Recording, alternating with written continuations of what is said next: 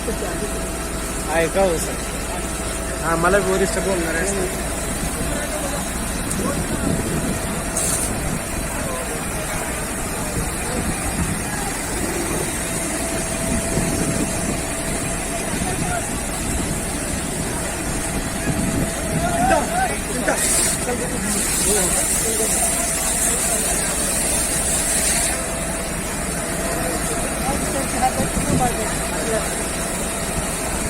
दादा चला आपण इकडे चला बरं.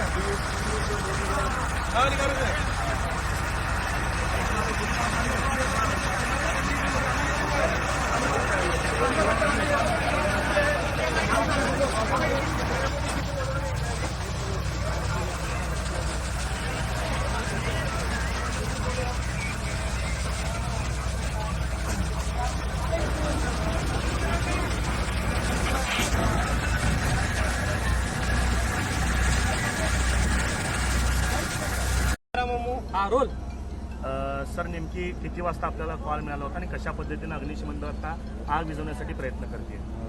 सकाळी अंदाजे 4:10 ते 4:15च्या सुमारास 101ला आपल्याला कॉल आलेला की MIDCमध्ये सेंट्रल टेक्स्टाईल्स इथे आग लागलेली आहे.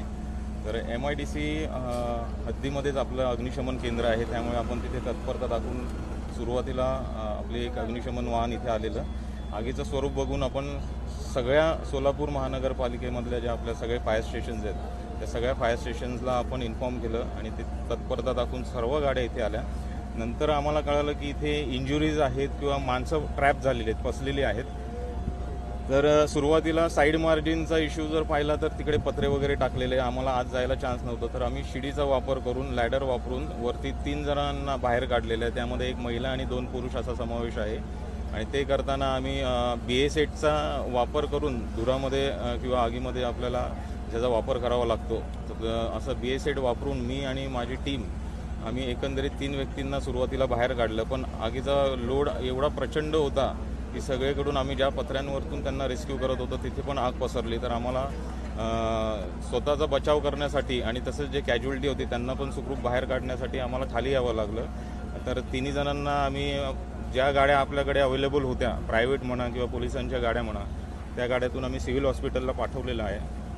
आणि आता एकंदरीत आपण पाहताय की इथे पंढरपूर नगर परिषदची गाडी, अक्कलकोट नगर परिषदची गाडी, NTPCची गाडी आहे, परत चिंचोली MIDC या गाड्यांना पण आपण पाचारण करायला सांगितलेलं आणि त्या घटनास्थळी इथे आलेल्या आहेत आणि आग आटोक्यात आणण्याचे काम चालू आहे. स्थानिक लोकांकडे चौकशी केली असता अजून 4 ते 5 व्यक्ती आतमध्ये ट्रॅप आहेत असं सांगितलं जातं आहे. तर आगीवर जसं नियंत्रण करण्याचा आपण पाहताय की प्रयत्न पूर्ण जोश ह्याच्याने चालू आहे, पूर्ण प्रयत्न केले जात आहे.